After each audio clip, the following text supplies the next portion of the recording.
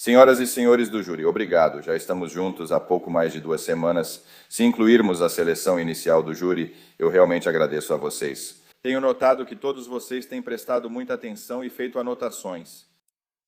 Na semana passada, nas declarações iniciais, eu disse que vocês ouviriam alguns depoimentos e veriam algumas provas, mas que vocês não veriam nada que ligasse diretamente Isaac Apodaca aos crimes pelos quais ele está sendo acusado, neste caso em particular. Antes de começar a apresentação, quero dizer algo. Normalmente, eu gosto de chegar mais perto, andar pelo espaço, conversar com vocês e olhar mais diretamente nos seus olhos, mas por causa das circunstâncias deste caso, da presença da mídia e de outros fatores, estou limitado ao tribuna. Mas o lado bom disso para mim é que posso me manter no roteiro, e tenho meu roteiro aqui, então vou tentar não fazer muitos comentários paralelos e realmente focar nos detalhes importantes deste caso em particular. Este é, claro, um caso sério. E vocês ouviram a senhorita Murphy afirmar que havia fantasias homicidas alimentadas por Isaac? Foi isso que a promotoria disse a vocês em sua declaração de abertura. Bem, senhoras e senhores do júri, as provas mostram algo totalmente diferente. As provas mostram que Chiara agiu sozinha, e a acusação não provou que o Sr. Apodaca, de qualquer forma, tenha participado conscientemente. E eu vou entrar nesse ponto e vou detalhar isso. Isaac não causou, ajudou ou incentivou esse assassinato cometido por Chiara McCulloch, como o Estado gostaria que vocês acreditassem, e como a senhorita Murphy destacou, vocês vão ouvir muito sobre causar, ajudar ou incentivar. Bem, não foi isso que aconteceu aqui. O ônus e a presunção são de que Isaac goza da presunção de inocência, e o ônus permanece com o Estado o tempo todo. A dúvida razoável é uma dúvida baseada na razão e no bom senso, e tenho certeza de que vocês vão usar o bom senso ao tomar suas decisões aqui hoje. As declarações dos advogados por si só não são provas. As provas são os depoimentos, os objetos apresentados e os fatos acordados entre as partes. Isaac é considerado inocente até. O governo deve provar, além de qualquer dúvida razoável, todos os elementos dos crimes. Isaac não precisa provar sua inocência. Isso é dever do Estado, que deve comprovar cada elemento. A dúvida razoável pode surgir tanto do que as provas mostram, quanto do que as provas não mostram em pontos essenciais. E como vocês verão aqui, há muitos pontos essenciais que não apontam para a culpa de Isaac. A ausência de DNA, impressões digitais, sangue, ferimentos, evidências de planejamento e conduta compatível com culpa é significativa aqui. E isso claramente configura dúvida razoável. Sabe, eu meio que fiz aquela frase brega na declaração de abertura sobre não ser, não vou ficar aqui em pé como um vendedor de carros usados. O motivo de eu ter mencionado isso foi apenas para provar que não preciso convencê-los sobre a dúvida razoável neste caso. Está claro? Então, vou mostrar para vocês algumas instruções ao júri que vocês vão levar para a sala dos jurados para analisar. Esta é a instrução ao júri número 3. Vocês são os únicos juízes dos fatos neste caso. Cabe a vocês determinar os fatos com base nas provas apresentadas no tribunal. Seu veredito não deve ser baseado em especulação, suposição ou conjectura. Nem a compaixão, nem o preconceito devem influenciar o seu veredito. Vocês devem aplicar a lei conforme estabelecida nestas instruções aos fatos conforme vocês os encontrarem e, dessa forma, decidir o caso. Especulação, suposição ou conjectura. Vocês ouviram a senhorita Murphy recapitular o caso do Estado e discutir várias coisas sobre Isaac, mas também ouviram o depoimento. E tudo aqui se baseia em especulação, suposição, conjectura em relação a algumas mensagens e talvez algumas declarações que o Sr. Apodaca foi coagido a adotar quando um detetive talentoso, o detetive Viverhill, inteligentemente criou uma narrativa para ele adotar. Outra orientação que vocês vão receber é a orientação número 6. Vocês, e apenas vocês, julgam a credibilidade das testemunhas e o peso de cada depoimento. Você consegue ver isso claramente?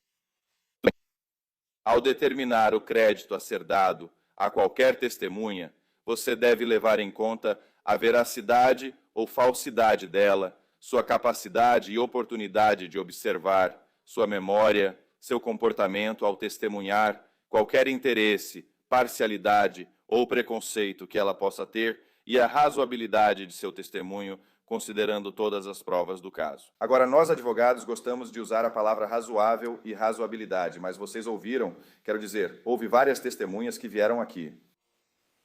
Havia pessoas que claramente tinham um viés. Lainey McCauley, e nós vamos falar sobre o depoimento da senhorita McCauley e o que ela disse quando eu recapitular e entrar nos detalhes, quero dizer, o cerne da questão, por assim dizer, do que estava acontecendo. Mas Lainey McCauley estava aqui para proteger sua filha. Ela amava sua filha, estava preocupada com ela e disse o que achava melhor para ela.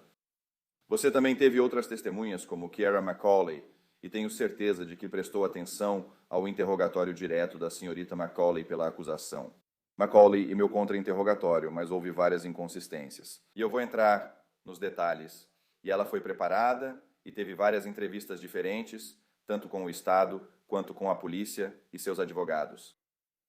Mas é preciso analisar a credibilidade e as opiniões dos especialistas.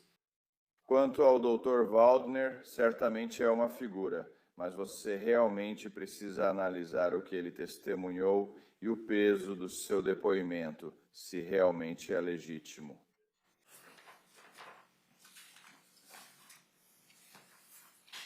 Instrução número 10. Você deve considerar cada opinião recebida como prova neste caso e dar a ela o peso que achar que merece. Se você concluir que as razões apresentadas para apoiar a opinião não são sólidas, ou por qualquer outro motivo a opinião não está correta, você pode desconsiderar totalmente essa opinião. Acho que isso é importante quando estamos analisando todas as testemunhas, e foram apresentadas várias opiniões.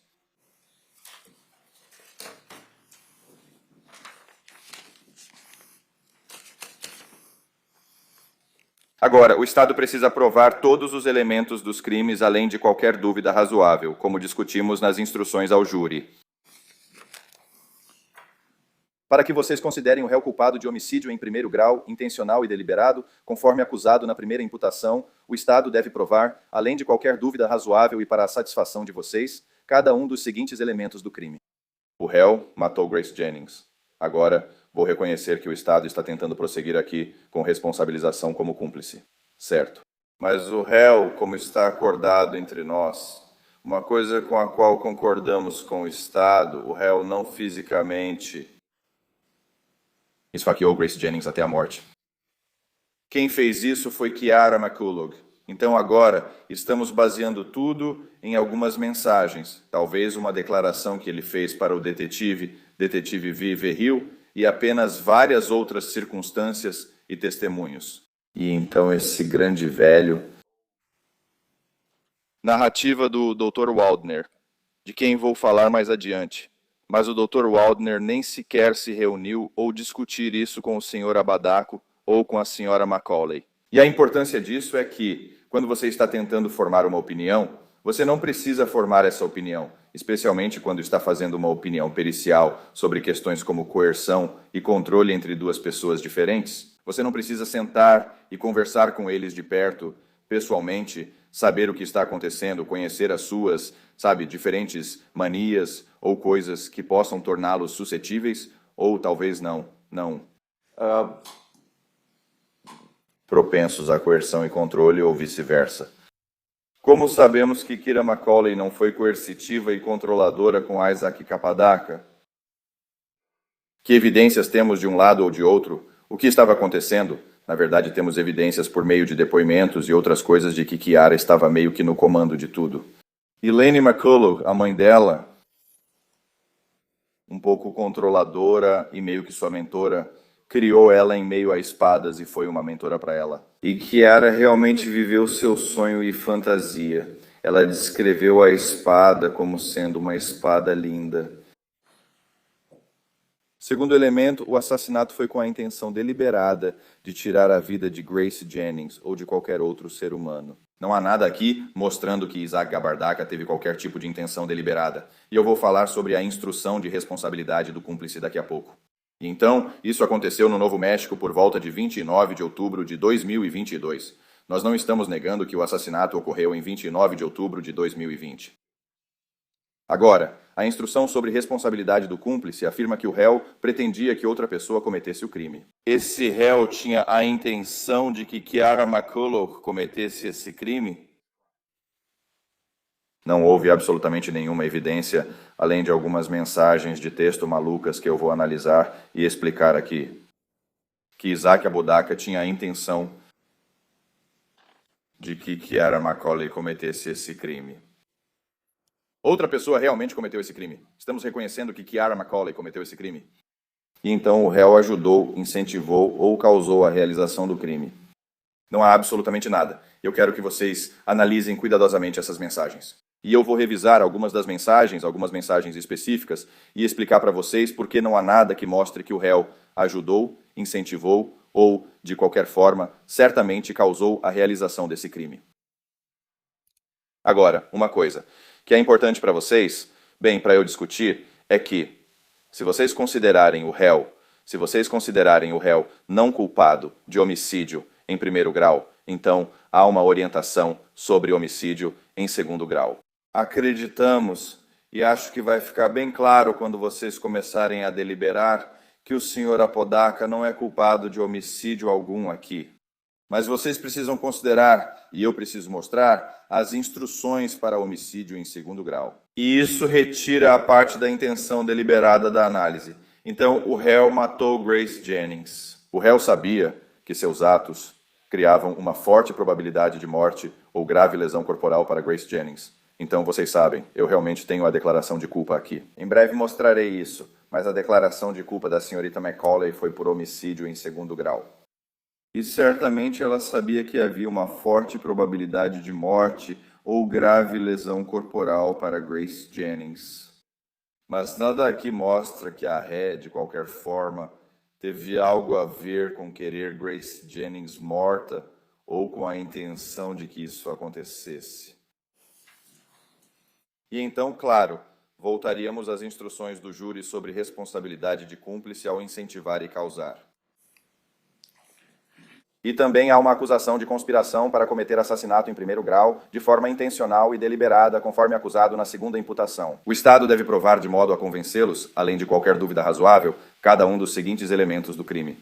O réu e outra pessoa, por palavras ou atos, chegaram a um acordo para cometer assassinato em primeiro grau. O réu e outra pessoa tinham a intenção de cometer assassinato em primeiro grau, e isso aconteceu no Novo México por volta de 29 de outubro de 2022. Absolutamente nada mostra que o réu tinha a intenção de cometer assassinato em primeiro grau e que houve palavras e atos em relação a qualquer tipo de acordo legítimo. Ok. Então eu queria apenas revisar essas instruções do júri com você, porque acho importante que você entenda o que está fazendo na sua análise. Mas vai ser bem direto, como tenho certeza de que vocês vão perceber quando chegar à sala de deliberação. Acho importante mostrar isso porque há uma instrução do júri sobre o assunto,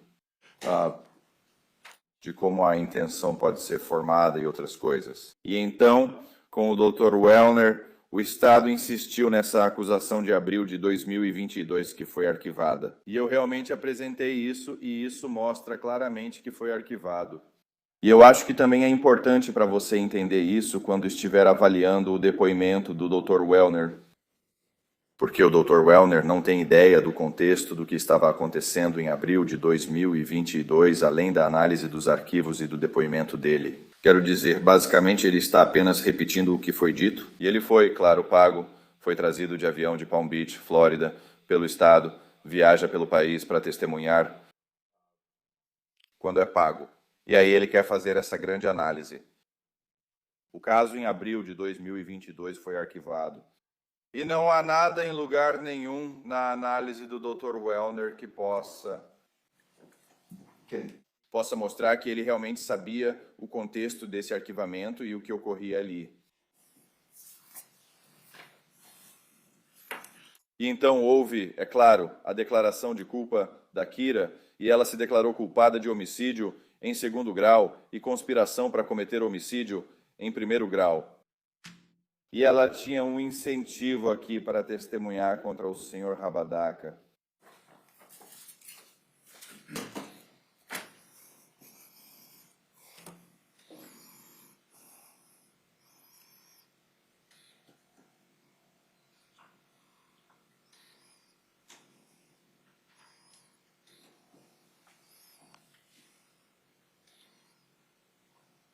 Agora, em relação à conspiração e à acusação de assassinato propriamente dita, não havia prova, absolutamente nenhuma prova, de que Isaac estava presente no momento do assassinato. O agente responsável pelo caso admitiu que não havia nenhuma evidência. Isaac estava na garagem quando Grace foi morta, sem evidências de outras testemunhas. Isaac não tinha sangue nele, nem cortes na mão. O sargento Veil não lembrava de corte na mão dele, e não havia nenhuma evidência disso, nem sangue. Não havia sangue no Senhor, mas não porque eu acho isso muito importante. Quero dizer, você não acha que com todo aquele derramamento de sangue e tudo acontecendo lá dentro, deveria haver um pouco de sangue no Sr. Apodaca? Não, absolutamente nenhum. Laney McCauley não testemunhou os acontecimentos na garagem, não viu ninguém. Sendo ferido por Isaac, não tinha conhecimento pessoal do que aconteceu naquela garagem. Laney não sabia se a porta da garagem estava trancada naquela manhã. Kiara e Grace tinham um relacionamento deteriorado. Laney reconheceu que Grace poderia facilmente provocar Kiara. A espada estava associada à conta da Amazon de Kiara, e Kiara a abriu na frente da mãe. Todos tocaram na espada quando ela chegou. Mas não há impressões digitais ou qualquer DNA ligando o Sr. Apodaca à espada. A credibilidade de Kiara McCauley diante de vocês ontem era muito maior do que isso, mas ontem a credibilidade dela era praticamente nula. Ela atribuiu crenças extraordinárias a Isaac, incluindo que ele era o arcanjo Gabriel, e fez declarações absurdas dizendo que Isaac falava sobre um grupo chamado Ghost, e descrevia Ghost como um grupo de justiceiros que matava pessoas que eles consideravam más. Então, senhoras e senhores, isso foi absolutamente ridículo. Essas alegações podem explicar a narrativa atual de Kiara, mas elas não eliminam nenhum tipo de dúvida razoável sobre o envolvimento do Sr. Apodaca. Mensagens aqui não equivalem à prova, além de qualquer dúvida razoável. O Estado vai se basear nas comunicações do Facebook Messenger. Mesmo que algumas das mensagens tenham sido enviadas da conta do Sr. Apodaca, a questão legal aqui continua sendo a intenção de ajudar em qualquer tipo de acordo em relação às duas acusações. Isaac contou à polícia que Kiara enviou algumas mensagens pelo perfil dele em outro celular. Encontraram outro telefone, mas nada foi extraído dele. O sargento Verrill, depois que o Estado se baseou registros do Facebook e telefônicos para ligar as mensagens ao celular de Isaac. Isso pode ser considerado, mas não prova que todos os elementos foram confirmados além de qualquer dúvida razoável. Em relação às lacunas na investigação, havia sangue na porta. Eu perguntei ao Sr. Veal sobre isso, detetive Veal, desculpe. Se o sangue na porta da casa foi submetido a teste de DNA e não foi. A garagem estava bagunçada e basicamente foi uma decisão investigativa não examinar cada detalhe. Nenhuma pista deveria ser ignorada nessa investigação, mas várias evidências não foram testadas nem analisadas.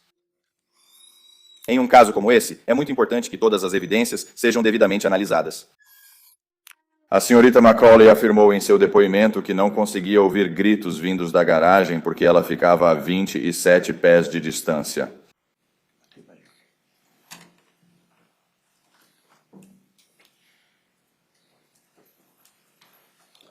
Senhor, preciso que o senhor se sente.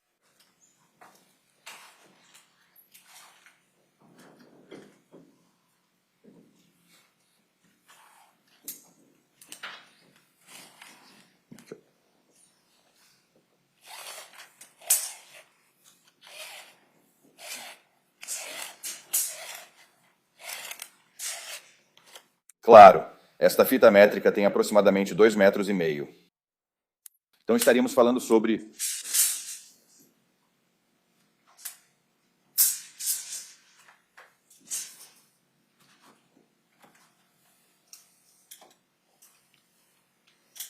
desta porta. Da porta daqui até mais ou menos aqui. Então estamos falando 8,5. Se você multiplicar isso por 3, Eu sou bem razoável em matemática, mesmo sendo advogado, mas 8,5 vezes 3, isso daria cerca de 25 pés e meio. E você tem mais um pé e meio. Então estamos falando aqui... Vezes 2 chegaria até lá. Vezes 3 provavelmente seria onde vocês estão sentados. E então talvez mais 1 ou 2 pés seria a próxima fileira ali atrás. Então nós devemos acreditar que a senhora McCulloch não poderia ouvir sua filha, Kara McCulloch, esfaqueando Grace até a morte com uma espada que tem o DNA dela.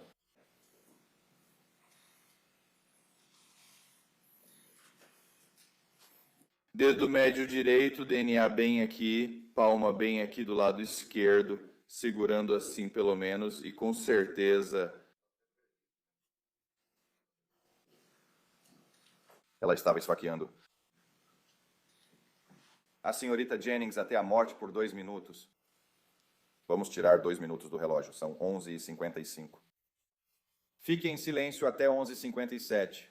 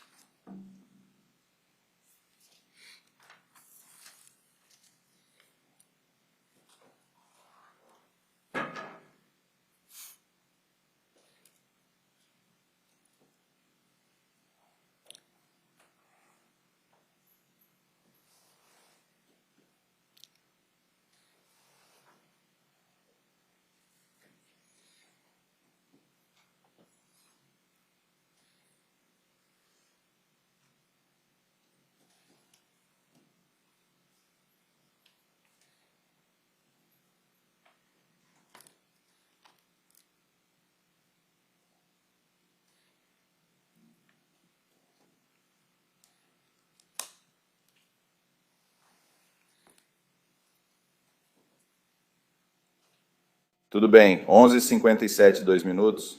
Foram 2 minutos longos. Alguém aí não dormiu, né? Mas imagine esses 2 minutos. A 27 pés de distância. Então estamos falando basicamente daquela porta até mais ou menos a última fileira onde você está sentado. E Kiara está esfaqueando Grace até a morte. Você não acha que houve gritos? Mas havia barulhos altos. E durante todo esse tempo, a senhorita Lane McCulloch claramente tem um motivo para proteger a filha. Então ela não ouviu nada. Lembrem-se, Isaac ligou para a mãe dele, que ligou para o 911 e Isaac esperou na loja AP Wireless. Foi muito cooperativo com as autoridades. Essas lacunas são importantes, senhoras e senhores, porque o Estado está pedindo para vocês reconstituírem os fatos em essência, com base em circunstâncias. Se o senhor Apodaca de alguma forma teve intenção ou oportunidade, presença e participação, nada disso está presente aqui. Sargento Viverhill, em relação ao interrogatório, confiabilidade, mas não estou criticando o detetive Viverhill, me desculpe. Quero dizer, acho que ele é muito talentoso no que faz, mas esses interrogatórios não são confiáveis. Táticas comuns. Eu perguntei ao Dr. Wellner. Ele realmente forneceu algumas boas percepções, talvez, sobre interrogatórios coercitivos, sobre confissões forçadas. Eu não sei necessariamente se o Sr. Apodaca confessou, mas ele pode ter se adaptado a algumas das coisas que o senhor ou doutor, desculpe, detetive Vivi Hill estava falando, porque ele simplesmente, quero dizer, ele basicamente foi instruído a aceitar essa narrativa. Ele sentiu que não tinha opção além de aceitar essa narrativa. Isaac cooperou, respondeu às perguntas, não pediu um advogado. Ele não se tornou hostil.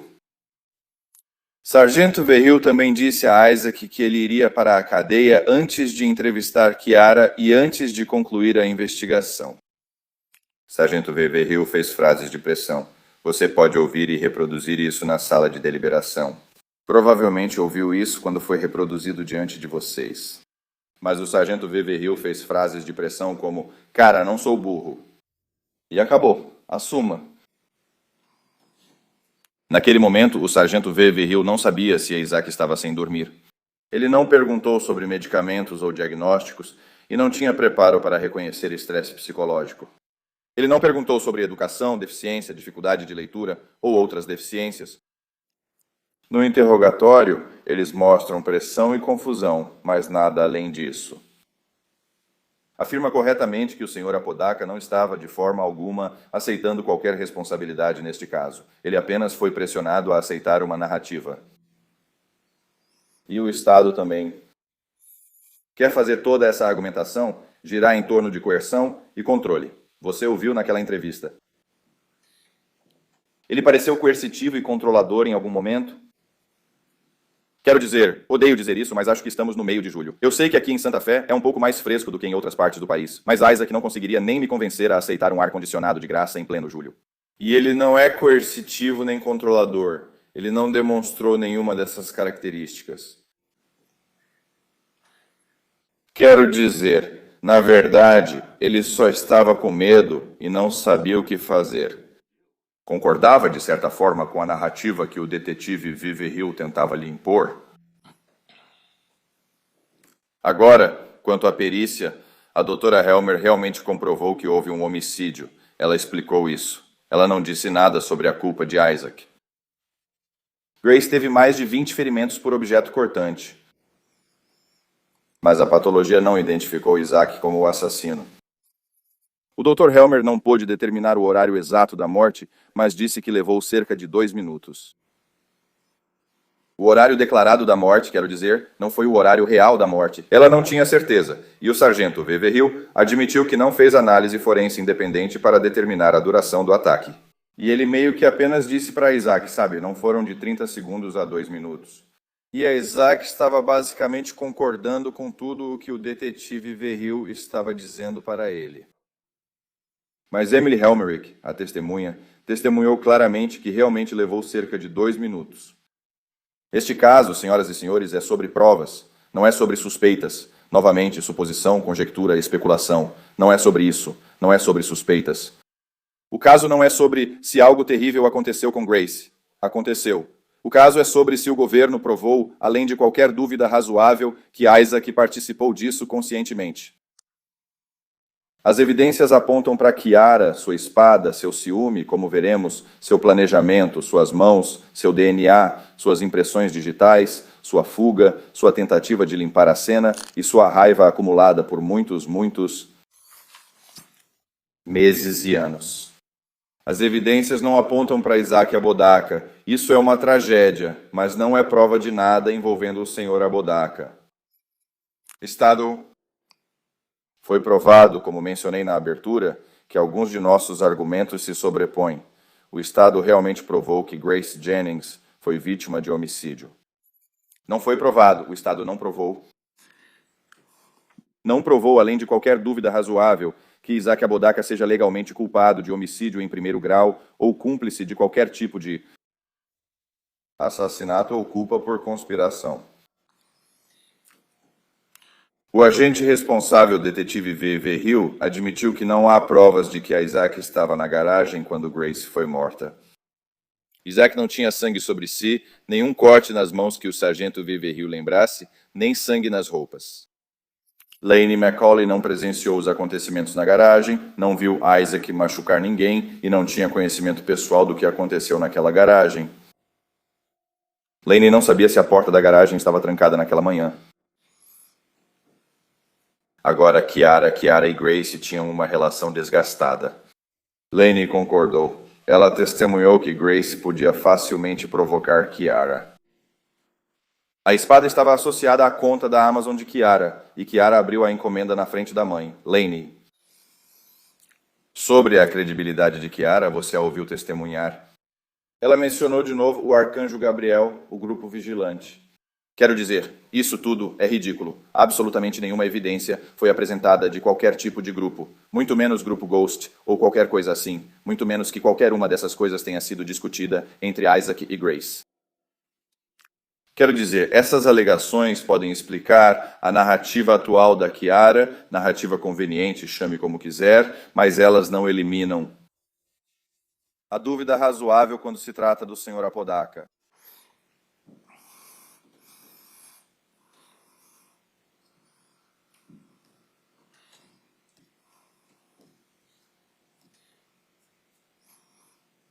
Kiara sempre gostou de espadas. Sua mãe fazia parte de um clube de espadas medievais. Kiara cresceu ao lado de uma mulher forte. Acho que podemos concordar aqui.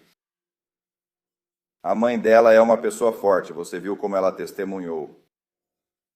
Isaac, por outro lado, precisava de um lugar para ficar, precisava de um lugar para se hospedar, e ele estava à mercê deles. Precisava concordar com tudo o que Lainey e Kiara queriam, precisava ceder. Vejo novamente que agora usam a palavra aquecer. A mera presença, e você não pode provar cumplicidade apenas pela presença ou por mera aquiescência, deve se basear nos elementos apresentados a você. Então é importante perguntar, onde está o Sr. Apodaca em tudo isso? Novamente, a arma, o DNA e as impressões digitais de Kira estavam claramente presentes na espada, como testemunhou Emily Helmer, doutora Helmer. O DNA e as impressões digitais de Isaac estavam completamente ausentes. Ele estava calmo, cooperativo, de certa forma, até que, quero dizer, com certeza ele estava nervoso e perturbado com o que aconteceu, mas ele certamente ficou abalado com o que aconteceu ao seu redor. Mas não havia absolutamente nenhum sangue no Sr. Apodaca. Não havia cortes nem arranhões. Quero dizer, aquele pequeno arranhão que o Sr. Apodaca descreveu era resultado de... A senhorita Macaulay cutucando ele com a espada, mas sem ferimentos relevantes que indicassem qualquer tipo de derramamento de sangue que pudesse ser, ou qualquer consequência que pudesse ser resultado de uma facada desse tipo. Agora, novamente, o DNA, como mostrei para vocês, estava presente no cabo da espada. As impressões digitais de Kiara estavam presentes no cabo da espada. O DNA de Grace estava presente nas manchas de sangue na própria lâmina da espada. O DNA de Isaac não estava presente na espada. As impressões digitais de Isaac não estavam presentes na espada. E com base nos resultados das impressões digitais e do DNA, Kiara teria que ter manuseado a espada com as duas mãos, como demonstrei para você quando mostraram o dedo médio direito e a palma esquerda. Quero dizer, o DNA e as impressões digitais de Isaac estavam praticamente ausentes de todas as evidências cruciais neste caso. Não encontraram impressões digitais dele na espada, bainha da espada, adaga ou bainha da adaga. O DNA dele foi excluído da lâmina da espada. O sangue de Grace, o cabo da espada, o suéter azul com o sangue de Grace no punho, o lenço de papel com o sangue de Kiara, todas as amostras coletadas nas paredes e na roupa de cama com sangue de Grace. E mais importante, de ambas as aparas das unhas de Grace, incluindo o DNA sob as unhas. Então não havia nada ligando Isaac Apodaca. E acho que também é importante notar que Kiara tinha todas essas histórias conflitantes e malucas, certo? Comentando como Isaac entregou a espada diretamente para ela. Ela deu um depoimento mais enxuto aqui ao testemunhar para vocês, mas depois conversei com ela sobre entrevistas anteriores e as acusações absurdas que fez sobre Isaac manusear ou balançar a espada. Mas à medida que as evidências foram sendo apresentadas e ela foi se preparando, seja para o julgamento ou para as entrevistas conforme avançavam, ela mudou. Quero dizer, inicialmente ela conversou com os policiais ou com o detetive Verrill sem o advogado dela. Certo, ela não tinha um advogado naquela época, e ela realmente não disse nada sobre Isaac. Então ela foi acusada, e de repente ela faz essas acusações absurdas contra o senhor Apodaca. Histórias absurdas. E então, claro, ela convenientemente fez um acordo logo depois disso, e ela estava com seus advogados presentes durante aquela entrevista. E então, na terceira vez, na terceira entrevista, comigo presente aqui, na verdade, nesta mesma sala de audiências, acredito eu, e com o Sr. Mick, meu investigador, presente, ela diminuiu um pouco o tom. E então, ontem aqui diante de vocês, ela apresentou outra versão depois de estar preparada para testemunhar diante de vocês. Sobre a bebida, ela disse inicialmente ter tomado alguns goles de álcool. Depois, na verdade, quando ela estava com seus advogados presentes e conversava com a promotoria, antes de aceitar o acordo judicial, ela afirmou ter bebido 1,5 garrafas de Jack Daniels. Certo. Eu não sou especialista em consumo de álcool. Espero não ser, mas quero dizer, eu acho que 1,5 garrafas de Jack Daniels ao longo de um dia é uma quantidade extrema de álcool. Como podemos acreditar que ela se lembra de alguma coisa?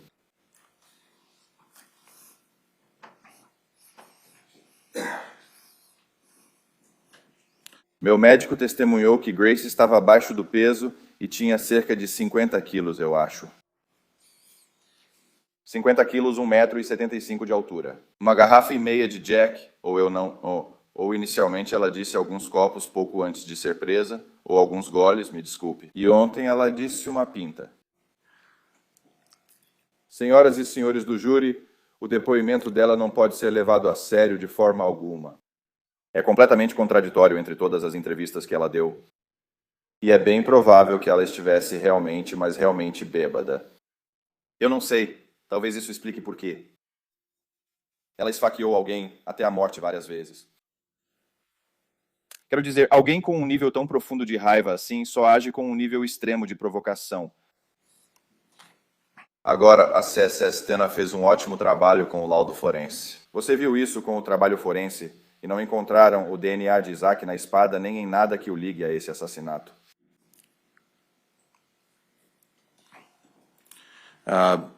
Quanto ao caso de Kiara, sabe, de novo, nenhum sangue em Isaac, apesar de todo o derramamento de sangue, não havia curativos em Isaac. Uma caixa de curativos foi encontrada na garagem separada da casa. Kiara estava com curativos. Esta evidência é compatível com que Kiara manuseou a arma, não Isaac.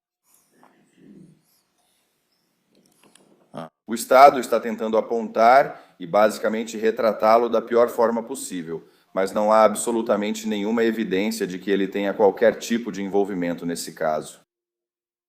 Kiara foi quem mencionou essa espada, talvez não tenha dito que era grande, mas falou que era bonita. Disse que sua mãe lhe ensinou a usar espadas.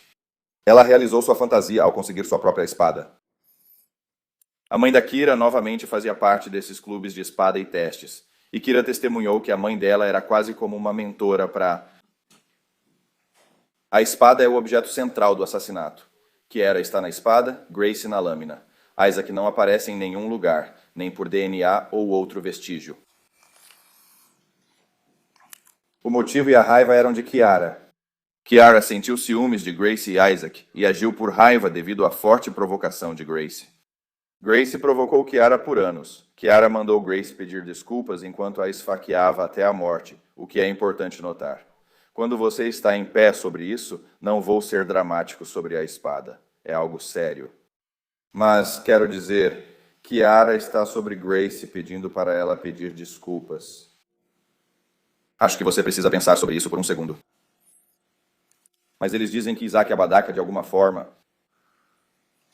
coagiu e controlou ou levou a senhorita Macaulay a fazer isso. É para acreditarmos nisso quando ela está basicamente em cima dela com uma espada, dizendo para ela pedir desculpas e então ela vai parar? Quero que você reflita bem sobre isso.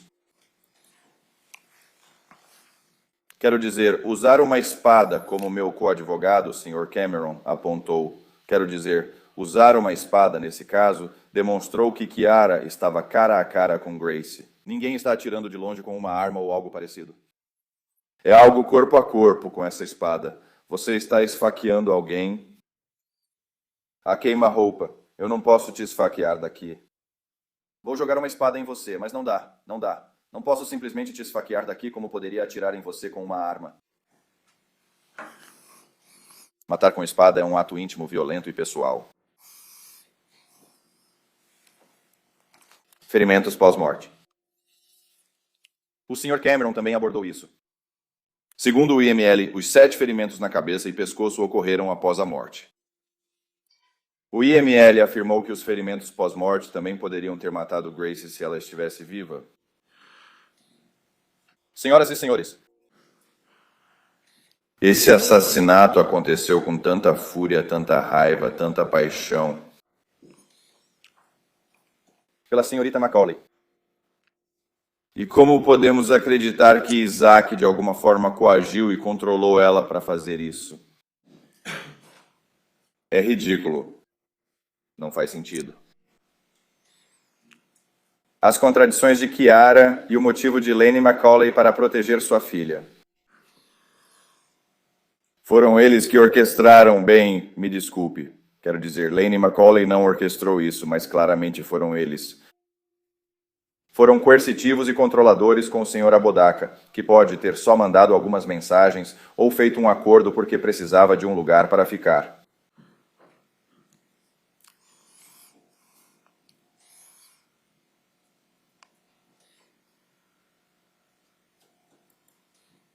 E claro, vamos falar do Dr. Wellner. O Dr. Wellner é uma distração aqui, senhoras e senhores. É uma distração. Acreditamos que a acusação tem um caso fraco. O Estado está tentando fazer você acreditar que Isaac foi de alguma forma coagido e controlado. Ou melhor, Isaac, desculpe, de alguma forma coagiu e controlou a senhorita Macaulay. Então eles trazem o Dr. Wellner. O governo quer explicar todo esse derramamento de sangue, o Estado, através dessa coerção e controle.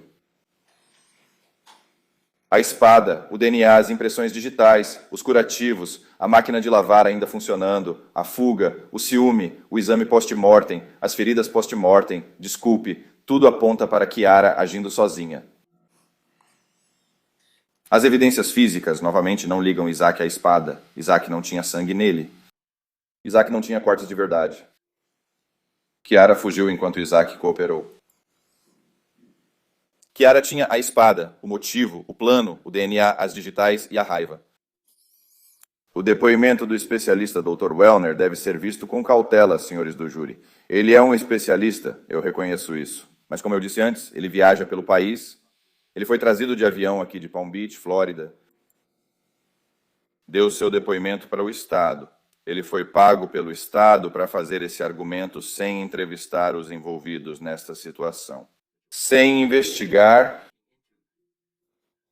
ou descobrir qualquer detalhe real sobre aquele caso de 2022 que foi arquivado. E então ele também entra nessa análise sobre essas grandes questões. Você sabe, todo esse lance, o trabalho sexual e tudo mais. Isso tudo são falsas pistas. Senhoras e senhores, nada disso deve ser levado em conta. Isso não é uma orientação. Além disso, há uma orientação ao júri sobre opinião de especialista. E você, cabe a você determinar o peso que isso merece. Digo o seguinte, o depoimento do Dr. Wellner não tem nenhum peso.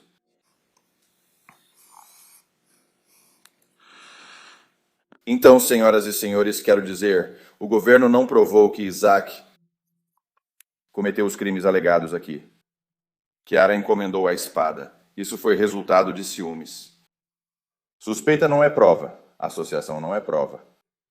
Estar perto de Kiara não é prova. Novamente, mera presença não é suficiente. Brincar não é prova.